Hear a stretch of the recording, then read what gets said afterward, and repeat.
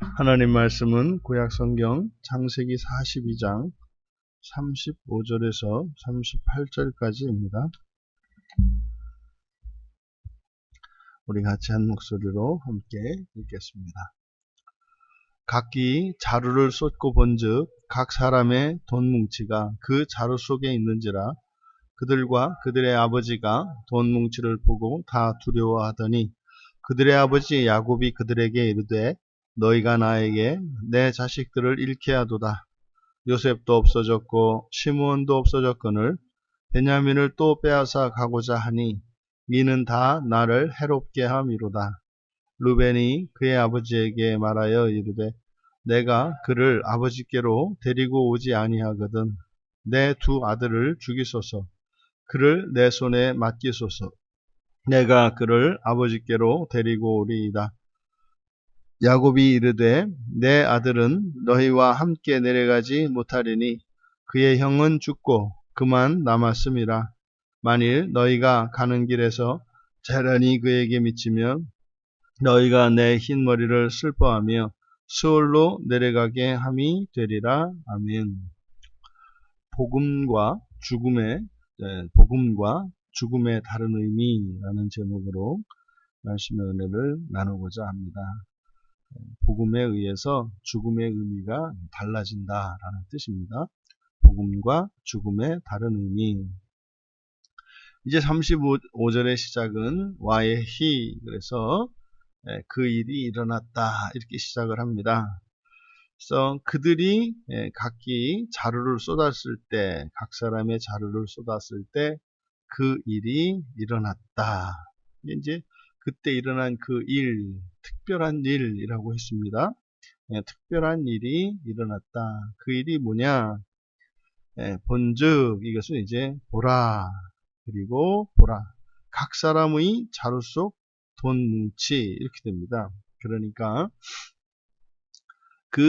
각 사람이 가지고 온 곡식 자루 속에 자신들이 값을 치루었던 그 돈이 자루 안에 다 들어 있었던 거죠. 그래서 이제 그들이 돈 뭉치를 발견했습니다. 이 돈 뭉치는 은혜의 증거죠.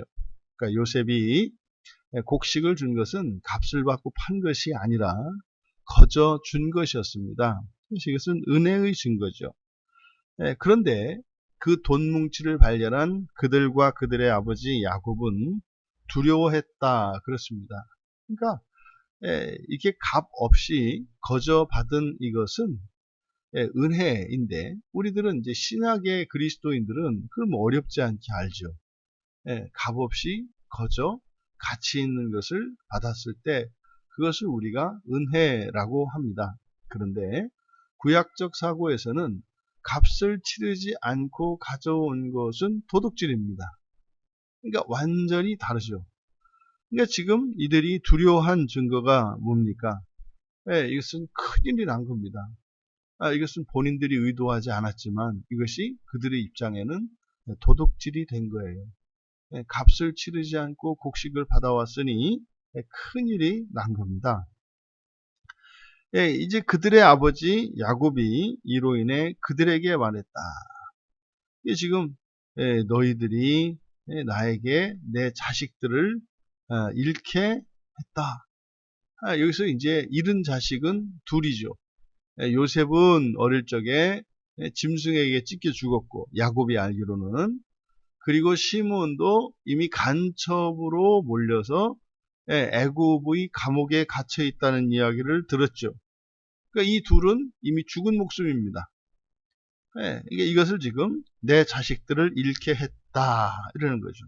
그리고 너희는 이제 베냐민을 빼앗아 가고자 한다 이렇게 되는 겁니다. 지금 이제 우리말 성경에서 요셉도 없고 시므온도 없어졌거늘 베냐민을 또 빼앗아 가고자 한다 이렇게 되어 있죠.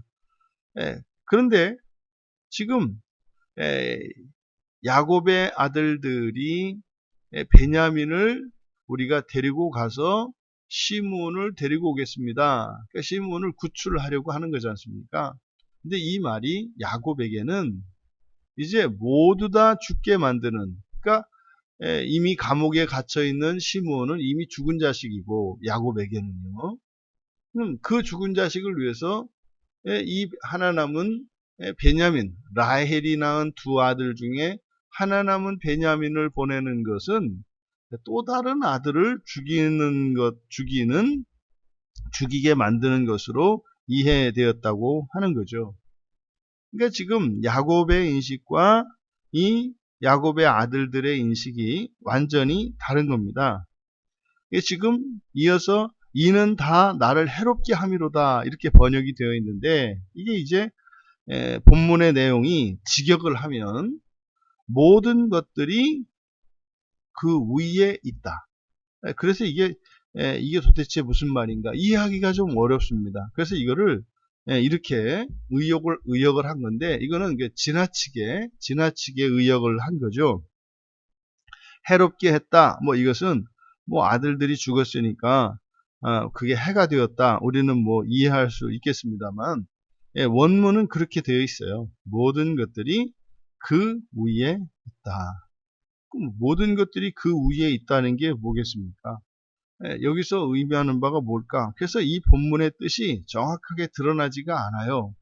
그래서 이거를 좀 억지로 우리가 본문의 뜻에서 이해한다면, 지금 아들을 잃은 그 슬픔, 아들을 잃은 경우에, 그러니까 아들을 잃은 슬픔 위에 모든 것이 있다, 뭐 이런 의미가 아니겠습니까? 그러면은요, 모든 것이 아무런 가치도 없고 의미도 없고 즐거움도 없다, 뭐 이런 의미가 되겠죠. 그래서 어쨌든 원문은 그렇게 되어 있습니다. 모든 것들이 그 위에 있다. 이어서 그렇게 상심에 빠져 있는 야곱에게 르벤이 이제 말을 합니다. 아버지, 내가 이제 그 베냐민을, 아니죠, 시몬이죠. 베냐민을 데리고 갔다가 데리고 오지 않으면 내 두 아들을 죽이십시오. 그러니까 믿고 베냐민을 저한테 맡기십시오. 그럼 내가 틀림없이 베냐민을 아버지께로 데리고 오겠습니다. 또 여기서 그라고 한 이것은 사실은 지금 감옥에 잡혀있는 시므온도 넣을 수가 있겠죠. 아버지, 지금 비록 시므온이 감옥에 잡혀 있습니다만 제가 반드시 가서 시므온을 데리고 오겠습니다. 만약에 데려오지 않으면 내 아들을 죽이십시오. 맹세하는 의미가 아니겠습니까? 그러니까 저에게 감옥에 잡혀 있지만 시므온을 저한테 맡기세요, 아버지. 제가 틀림없이 데려오겠습니다. 하지만 이들은 꿈에도 모르지만 여기서 그는 요셉도 될 수 있죠.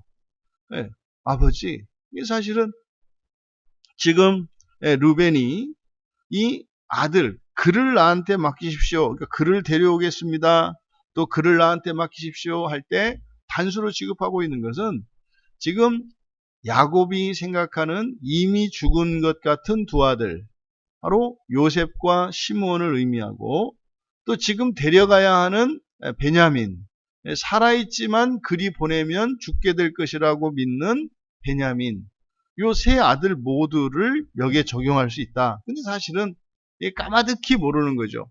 그러니까 이 말을 하는 르벤은 베냐민과 시므온에 대한 이야기고, 또 야곱이 듣기로는 그냥 이 베냐민 얘기가 되겠죠. 왜냐하면 이미 시므온도 죽은 아들이나 다름이 없으니까 말이죠. 이에 대해서 성경이 모세는 이들이 지금 하는 행위가 사실은 뭐예요? 죽은 요셉까지도 살려내는 일인 거죠. 이들에게는 죽어 있으니까 말입니다. 그런데 지금 여기서 르벤이 아버지 야곱에게 이야기한, 내가 그를 아버지께로 데려오지 않으면 내 두 아들을 죽이십시오, 이것은 무슨 언약하고 계약하는 게 아니죠. 뭐 우리식으로 이게 맹세할 때 내 손에 장을 지진다, 뭐 이런 말 하지 않습니까? 그러니까 여기서는 이런 단순한 맹세이기보다는 사실 이렇게 르벤이 아버지에게 자기의 두 아들을 죽이겠다, 사실은 이게 뭡니까? 지금 믿음을 잃어버린 야곱이죠. 야곱은 이미 지금 깊은 그 불행의 늪에 빠져버렸어요. 곡식을 얻으러 가서 결국은 또 다른 아들 하나를 잃어버렸다고 생각하고 있는 거죠. 게다가 이제 또 베냐민까지 데려가겠다고 하니 이거는 말도 안 되는 일 아닙니까? 지금 야곱의 이런 상태, 지금 보십시오. 이 장면은 이제 곡식을 사러 갔다가 이제 거기에서 요셉을 통해서 하나님의 은혜를 입고 이제 거듭나고 실제로 이제 재창조의 삶을 살게 된 자식들이에요. 이 아들들이 돌아왔습니다. 그러면 야곱도 이미 재창조의 삶을 시작한 사람 아닙니까? 그러면 사실 알아먹어야 되거든요. 이 아들들의 말을 듣고 알아먹어야 돼요. 그런데 이미 재창조의 삶, 첫 창조의 삶을 다 마치고 이제 재창조의 삶을 시작한 야곱이 그 말을 못 알아듣고, 다시 말해서 시몬을 살려낼 수 있다고 하는 것, 이것을 믿지를 못하기 때문에 오히려 거기에서 또 다른 아들을 또 다른 아들을 사지로 몰아넣는 것처럼 생각하고 있다는 거죠. 그러니까 여기서 루벤이 밝히는 모습은 믿음의 표현으로 보자면, 그러니까 루벤이 두 아들을 내어줄 만큼 확실한 거죠. 내가 뭘 하겠습니다라고 하는 각오이기보다는 두 아들, 사실 이때 고대에서 아들은 나의 생명보다 귀해요. 왜냐하면 나보다 더 오래 살 가능성이 많기 때문입니다. 만약에 둘 중에 하나가 죽어야 한다면, 다시 말해서 아들과 나 사이에 둘 중에 하나가 죽어야 한다면 당연히 내가 죽는 것을 택합니다. 왜요? 나보다는 아들이 더 오래 살 것이기 때문이죠. 대를 이어가는 것 자체가 조상의 조상과 가문에 대한 의무이기 때문에 내가 죽는 것이 훨씬 유익하기 때문입니다. 그런데 루벤은 아들을 하나도 아니고 둘씩이나 내주겠다는 거예요. 이거는 두 아들을 소중히 여기지 않거나 또 두 아들을 죽일 작정이라는 말이 아니라 뭡니까? 절대로 시몬이 죽지 않을 거고 베냐민도 죽지 않을 것이라고 하는 믿음의 표현이다. 어떻게 이런 믿음을 가지게 되었을까요? 그것은 요셉을 만나고, 아직은 그것이 내 동생 요셉인 줄은 모르지만 애굽의 총리죠. 애굽의 총리를 만나서 그를 만나서 경험한, 그러니까 이것이 마치 우리가 주님을 인격적으로 만나는 거죠. 주님을 인격적으로 만났을 때 우리에게는 믿음이 생겨요. 우리가 예수님을 인격적으로 만나고 성경을 통해서 하나님을 알아가면 우리에게 믿음이 생겨요. 어떤 믿음이요? 내 두 아들을 내어줄 만큼 말이죠. 그러니까 나의 모든 것을 내어줄 만큼 믿음이 생겨요. 사실 이게 뭡니까? 하나님께서 우리 같은 죄인들을 구원하시기 위해서 독생자 예수 그리스도를 이 땅에 보내주시고 십자가에 죽게 하신 그것은 우리를 향한 하나님의 절대적인 믿음의 표현이라 그랬죠. 네. 우리를 구원하시기 위해서 뭐예요? 우리가 틀림없이 하나님의 완전한 자녀가 된다는 거예요. 믿을 수 없다는 거죠, 천사들이. 그래서요, 봐라, 내 독생자 예수를 내가 사람으로 보낸다. 이게 지금 루벤이 내 두 아들을 죽이십시오 라고 하는 것과 다르지 않다. 이들의 조상이었던 아브라함, 믿음의 조상으로 일컬어지는 그 아브라함이 하나님을 경외한다는 것을 이제 인정받은 것이 바로 독자 이삭을 내어준 사건이었습니다. 독자 이삭을 내어줌으로써 참으로 그가 여호와를 경외한다는 것을 인정을 받았죠. 그런 겁니다. 우리가 정말 예수님을 믿고 하나님 나라의 소망을 따라 살아간다면 그것이 전인격적인 만남이요, 완전한 만남, 완전한 믿음이라면, 온전한 믿음이라면 우리에게는 어떤 일이 생겨요? 이렇게 내어주고 희생하고 하는 것을 두려워하지 않는 일이 생긴다 이 말이죠. 이에 대해 야곱이 루벤의 말을 듣고 여전히 불신의 말을 합니다. 나의 아들이 너희와 함께 내려가지 않을 것이다. 안 보낸다 이 말이죠. 베냐민을 보낼 수 없다는 거죠. 그 이유를 두 가지로 밝히는데, 첫째, 이제 라헬이 낳은 두 아들 중 하나만 남았기 때문이다. 그래서 그의 형제가 죽고 그만 남았기 때문이다. 그러니까 그의 형제는 요셉이지 않습니까? 요셉이 죽고 이제 그 하나만 남았기 때문이다.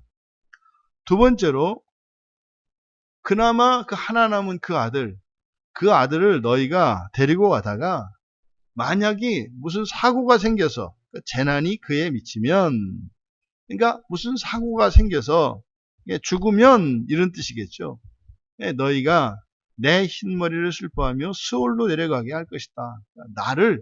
나 또한 죽게 만들 것이다. 이런 거죠. 그 만약에 너희들이 베냐민을 데려가다가 만에 하나라도 사고가 나면 나도 죽어버릴 거야. 나도 죽게 될 거야.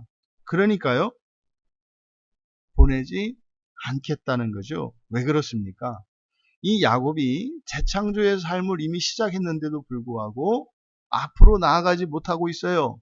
이게 사실은 여러분, 지금 이 국면에서 재창조의 삶으로 이렇게 살아가는 것은 뭐예요? 예, 보내는 거예요. 보내는 거예요. 기꺼이 보내는 거예요. 왜요? 아니, 간첩으로 이들이 오해받았다가 보냈잖아요. 보냈잖아요. 그러니까 믿을만 한 거거든요. 죽일 것이면 진즉에 죽였죠. 왜 보냈겠습니까? 여러분, 우리가 오늘까지 살아있지 않습니까? 하나님께서 우리의 모든 죄를 아셔요. 근데 살아있잖아요. 그리고 우리의 삶이 매일같이 엄청난 어마어마한 하나님의 재앙과 저주 아래서 살아갑니까? 아니잖아요. 예? 하나님하고 여전히 힘겨루기를 할 만큼 여유가 있는 삶이잖아요. 중내 산에 하지만 아직 여유가 있잖아요. 예? 그것도 중간중간에 짬을 내서 죄를 또 마음껏 짓고 있잖아요. 나름대로는 참는다. 이렇게 합니다만, 여러분, 단 하루도 우리가 범죄하는 일에 쉰 적이 없어요. 어떤 이유에서 됐든지 말입니다. 그것은 뭡니까? 하나님이 관대하시다는 것을 우리가 알 수 있어요. 우리의 삶을 봐도, 또 우리의 삶 속에 이러니 저러니 해도 이런 기쁨과 감사의 일들을 우리는 분명히 기억하여 떠올릴 수가 있어요. 그러니까 하나님이 우리를 구원하고 계시다는 것을, 또 구원하실 것이라는 것을, 또 이미 구원한 것을 우리들은 분명히 알 수 있죠. 야곱이 그렇습니다. 야곱이 장자권을 가로챘다가 그 형에게 그때부터 죽을 뻔했다가 이 죽을 고비를 한두 번 넘겼습니까? 그때마다 그는 하나님 감사합니다. 하나님 감사합니다. 또 살려주셨군요. 또 살려주셨군요. 그리고 항상 잊어버리죠. 여러분, 지금 왜 이 야곱이 재창조의 삶 속에 들어왔음에도 불구하고 그 재창조의 삶을 망각하고 또다시 첫창조의 삶으로 이렇게 되돌아간 것 같은, 믿음에 있어 믿음을 잃어버린 것 같은 이런 모습이 왜 나오고 있는가? 여기서 우리가 알 수 있는 거죠. 바로 이 베냐민에 대한 집착입니다. 베냐민에 대한 집착. 우리가 하나님을 온전히 믿지 못하고 불신하는 이유는 하나님을 믿지 않아서이기보다는 우리는 하나님을 믿지 않을 수가 없어요. 어느 누구도 하나님을 믿지 않을 수가 없어요. 그런데 믿지 않는 것 같은 불신앙의 모습을 보이는 것은 뭐다? 이 세상의 무엇에 대한 집착이다. 욕심이죠, 욕심. 이 세상의 그 무엇에 대한 욕심이 하나님을 믿으면서도 마치 믿지 않는 자와 같은 삶을 살아가게 한다. 그럼 우리가 하나님 나라의 소망을 또 하나님의 완전한 자녀가 되는 그 꿈을 위해서 살아가기로 결단하고 은혜를 구하고 살아갑니다만 여전히 우리가 집착하고 있는 무엇이 있어요. 그러니까 그 부분에서만큼은 재창조의 삶이 아니라 여전히 재창조의 삶 속에 들어왔음에도 불구하고 여전히 첫창조의 삶을 살아갈 수밖에 없다는 것을 보여줍니다. 여러분, 이 기사를 통해서요, 결국 복음은 우리로 하여금 첫창조 세계에서 태어난 우리로 하여금 재창조의 세계로 인도해요. 복음은. 그러면 그 재창조의 완성이 하나님의 나라 아닙니까? 그런데 이 복음이 우리에게 주어지면 그것은 반드시 우리에게 은혜가 베풀어지는데 그 은혜는 가치의 전도를 일으킵니다.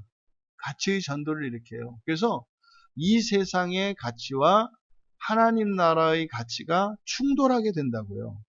복음과 함께 임한 은혜는 그래요. 그러면 맨 처음에 이들이 자루 속에서 발견했던 이 돈뭉치, 이거는요, 믿음에 따라 다르게 보이는 거예요. 믿음에 따라. 어떤 이들에게는요, 지금 이들이 보았던 것처럼, 어이쿠, 큰일 났다. 이거 도둑질한 거다. 이렇게 되는 거죠. 그래서 어떤 이들에게는 이것이 이로 인한 처벌과 또 다른 죽음이라고 하는 불행의 원인, 불행에 대한 예고로 보여져요. 이 돈뭉치를 발견했을 때. 그런데 이 돈뭉치를 은혜로 알아차릴 수 있는, 그러니까 이 돈뭉치가 은혜가 되는 것은 이 사람들은 어떤 사람들이에요? 재창조의 삶을 살아가는 사람들인 거죠. 그럼 여기서 돈뭉치는 이 세상에서는 분명히 가치 있는 거지 않습니까? 근데 그 가치 있는 것조차도 어떤 사람들에게는 무가치할 뿐만 아니라 오히려 해가 되는 것으로 여겨지고 어떤 사람들에게는 가치 있는 것으로 여겨진다. 그러니까 다르단 말이에요. 우리가 예수를 믿고 살아가는 사람들의 가치관과 예수를 믿지 않고 살아가는 사람들의 가치관이 달라요. 예수를 믿고 하나님 나라의 소망을 따라 살아가는 사람들에게는 너무나 소중하고 큰 가치 있는 그것들이 어떤 사람들에게는 오히려 해가 되는 것으로 여겨진다. 두 번째로 루벤과 같이 지금 본문에서 야곱과 루벤의 대화가 나오는데 이때 이 루벤의 대화, 이것은 그 소망을 가진 이들이고 이 소망을 가진 살 수 있고 모두 살 수 있다고 하는 죽은 줄로 알았던 요셉조차도 살릴 수 있는 그 하나님 나라에 대한 믿음이죠. 그 믿음을 가진 신자는 이 세상의 가장 소중한 것까지도 그것을 위하여 아낌없이 내어줄 수 있도록 가치관의 변화가 일어난다는 거죠. 그리고 우리가 하나님을 위해서 또 하나님 나라에 들어가기 위해서 하나님 되는 그것을 위해서 시간을 드릴 수 있고 시간을 쓸 수 있고 돈을 쓸 수 있고 힘을 쓸 수 있고 나의 재능을 쓸 수 있어요. 그것이 가치 있는 훨씬 더 가치가 크다는 것을 알기 때문이죠. 그러니까 이것이 하나님 나라의 소망을 그저 지성적으로 지적으로만 그리고 말로만이 아니라 참으로 그 하나님 나라의 가치를 알고 그 소망을 가지고 있는 사람들에게는 그 증거들이 나타나는데 그것은 가치관의 변화라는 거죠. 가치관의 변화. 그럼 세 번째로 그 가치관의 변화, 이 재창조의 삶을 사는 이들에게 일어난 그 가치관의 변화라고 하는 것은 어떠냐? 이 세상에서 죽음이나 희생조차도 이것은 감사와 기쁨이 된다는 거죠. 야곱에게 죽음은 너무나 불행한 것이고 이것은 너무나 큰 해를 입는 것입니다. 그런데 루벤에게는 설사 자기의 두 아들이 죽는다 할지라도 베냐민을 데리고 가는 거기서 죽지도 않을 것이기 때문에 이 두 아들을 담보로 내건다 하더라도 그것이 전혀 해가 손해가 되는 것이 아니라 오히려 그것이 기쁨이요 감사가 될 수 있다는 것을 알게 된다 이 말이에요. 아브라함이 이삭을 드릴 때에 그냥 비장한 마음으로 정말 손해보는 마음으로 내가 구원받기 위해서 내 아들 독자를 하나님께 드린다 이런 생각이 아니었다 이 말이에요. 아깝지 않았다 이 말이에요. 아깝지 않았다. 뭔진 모르겠지만은 그러니까 아깝지 않으려면요. 이 아이들이 내 생명보다 더 귀한 이 아들이 죽지 않아야 돼요. 근데 죽이면서 살리는 것 같은 마음을 가졌다 이 말이에요. 이게 아브라함의 마음이었죠. 그것은요. 아버지 하나님의 마음이죠.